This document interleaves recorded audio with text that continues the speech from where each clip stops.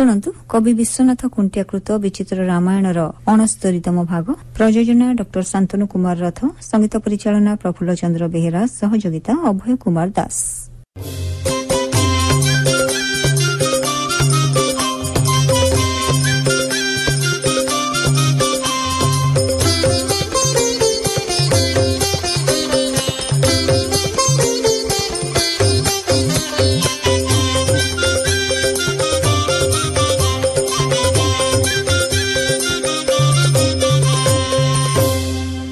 मुखर श्रीराम मोह हेबा संवाद पाई खुशी होई रावण पुष्पक विमान रे सीता को नहीं युद्ध भूमि रे पड़िथिबा रामन को देखाइबा पई आदेश देइछि। राम लक्ष्मण को मोह जाइथिबा देखि सीता रोदन करुछंती। श्रीराम मोह तेजी उठिचंती। नारद आसी गरुड़ को स्तुति करुछंती। संतुष्ट होई गरुड़ आसीबारु श्रीराम लक्ष्मण को बंधक करिथिबा सर्प माने पळाइछंती। पुणी युद्ध आरंभ होइछि।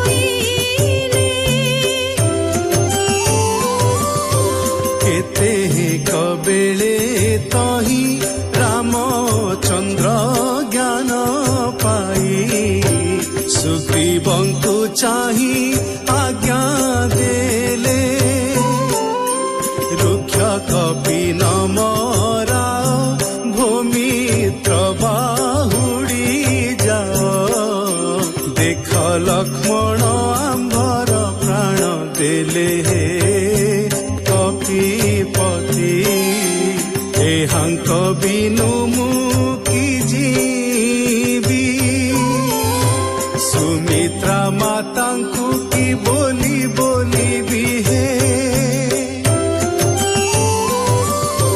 କହିଲେ ସଙ୍ଗେ ଗୋଡ଼ାଇ ନାନା ଦୁଃଖ ମାନ ସହି ବନେ ମୋତେ ସେବା କରୁଥିଲେ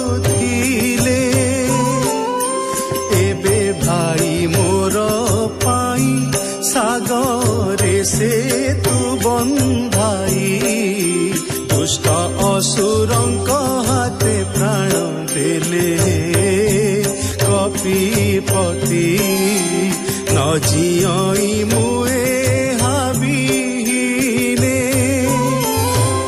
ଅଯୋଧ୍ୟାକୁ ମୁହିଁ ଯିବଇ କେଶନେ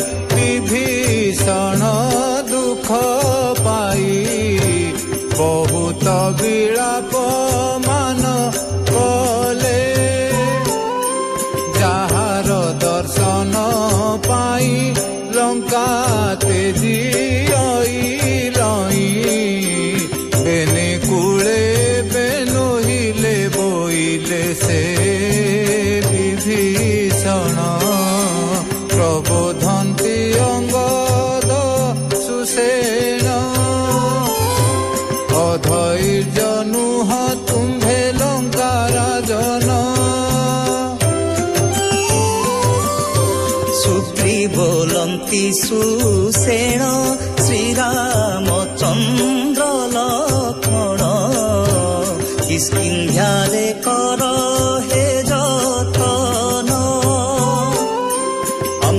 ରାବଣ ମାରିବା ଶ୍ରୀରାମଙ୍କୁ ସୀତା ଦେବା ଦେବେ ସିନା ବାହୁଡ଼ିବେ ମୋର ସୈନ୍ୟ ହେ ସୁଗ୍ରୀବର ଅହନ୍ତେ ନାରଦ ପରବେଶ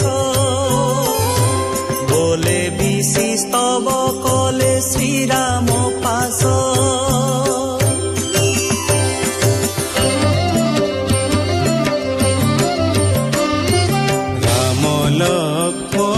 সন্নিধে মুনি সঙ্গতে ঘেনি পরিবাদিনী বলে কি ভাগ্য কলে আম্ভর নয়ন বেনি যে অসুর পন্ন গোপাস ঘেনি বন্ধন করিছি ভাই বেনি আন হইলে জানতায় জীবন ঘেনি যে এতে কহি নারদ স্তব পঢ়িলে কৃত অঞ্জলি হই কর যোড়িলে ভকতি ভাবে পুলক হেলে বীণা বজাই সে নৃত্য কলে বেনি নয়নু আনন্দ পতিত হেলে যে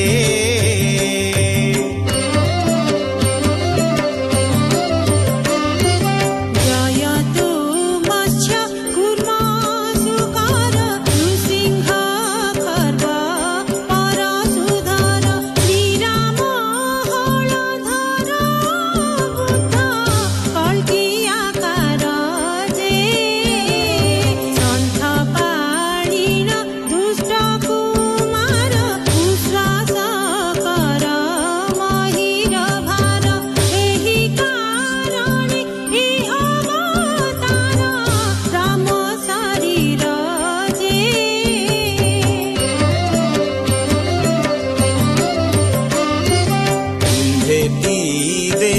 ଅଖିଳ ତାତ କୁମ୍ଭର ତମୁ ସକଳ ଜାତ ଚିନ୍ତିବା ହେଉ ବିନତା ସୁତ ଆସୁ ତ୍ୱରିତ ଯେ ଏମନ୍ତ କହିଣ ଧାତା ସୁତ ବ୍ରହ୍ମଲୋକକୁ ଗଲେ ତ୍ୱରିତ ଅନ୍ନଗାସନ ମନେ ଚିନ୍ତିଲେ କୌଶଲ୍ୟା ସୁତ ଯେ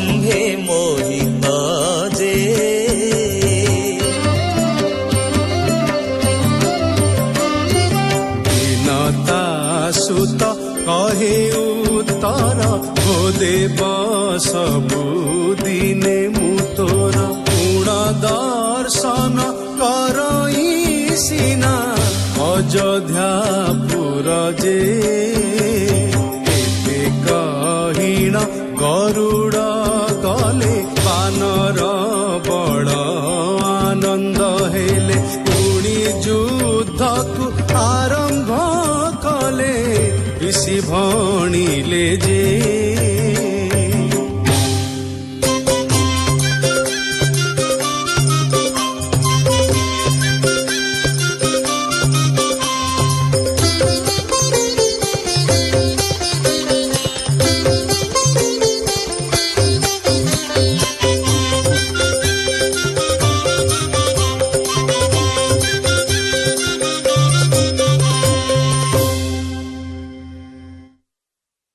ଶୁଣୁଥିଲେ କବି ବିଶ୍ୱନାଥ ଖୁଣ୍ଟିଆକୃତ ବିଚିତ୍ର ରାମାୟଣର 69ତମ ଭାଗ। କଣ୍ଠଦାନ କରିଥିଲେ ତୃପ୍ତି ଦାସ, ସ୍ନିଗ୍ଧାରାଣୀ କର, କରୁଣାକର ସେଠୀ, ଗିରିଜା ପ୍ରସନ୍ନ ମିଶ୍ର, ସଞ୍ଜୟ କୁମାର ଦେବ, ବିଜୟ ମହାପାତ୍ର। ପ୍ରଯୋଜନା ଡକ୍ଟର ଶାନ୍ତନୁ କୁମାର ରଥ, ସଙ୍ଗୀତ ପରିଚାଳନା ପ୍ରଫୁଲ୍ଲ ଚନ୍ଦ୍ର ବେହେରା, ସହଯୋଗିତା ଅଭୟ କୁମାର ଦାସ।